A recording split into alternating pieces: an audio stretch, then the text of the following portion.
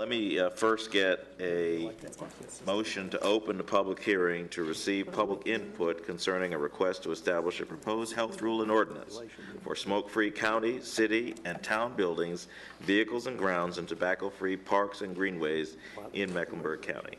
So moved. So move. Second. All right, all in favor, say aye. Aye. Opposed? All right.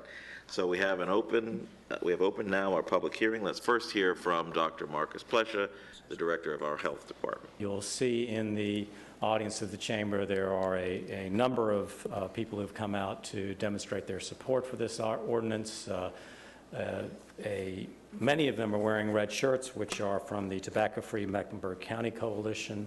Overall, what we have seen is very strong support for this ordinance, really fairly consistent with the public surveys I presented to you in the past that show that the majority of the Mecklenburg County public support smoking bans. The goal of having tobacco-free parks is to have a tobacco-free generation.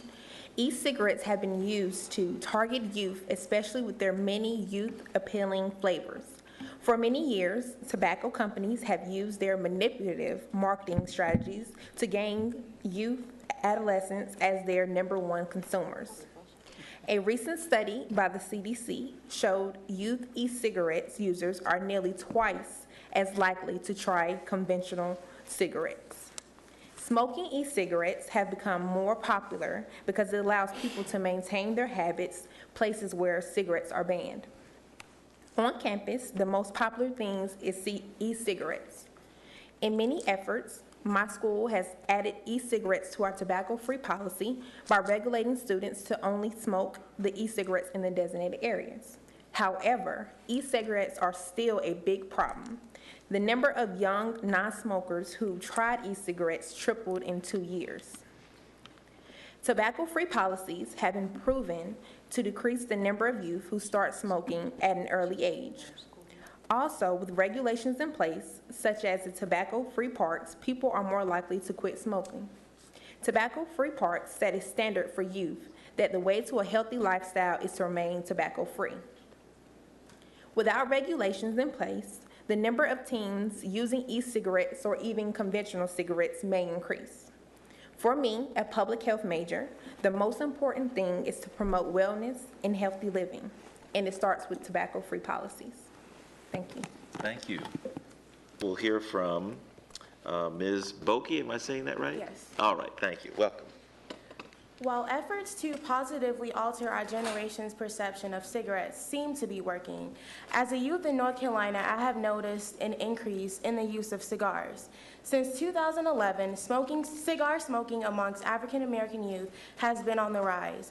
Marketers and tobacco companies have successfully made a niche for targeting youth with cigar flavors such as strawberry and grape. A similar approach by medication companies to attract youth to find interest in distasteful things. More policies should be put in place to protect youth of today. As an asthmatic, I have benefited from some of the policies put in place to ban smoking in North Carolina restaurants and bars. So why are the same precautions not taken for smoking outside, in parks and of government buildings?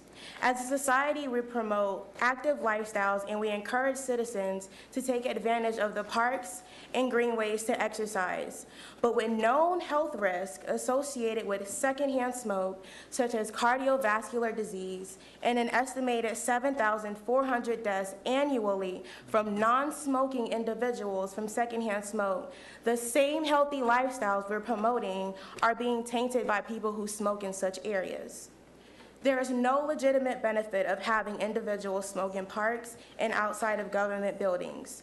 Smoking is a matter of public health, and as people, we cannot completely control the habits of individuals, and that is not our mission. We can elevate this problem by protecting citizens who choose not to smoke and lessening the exposure to tobacco smoking lifestyles to this generation. Mecklenburg County should make the bold and necessary step toward a smoke-free generation by making an example. This includes banning smoking outside government buildings and parks. Thank you. Thank you very much.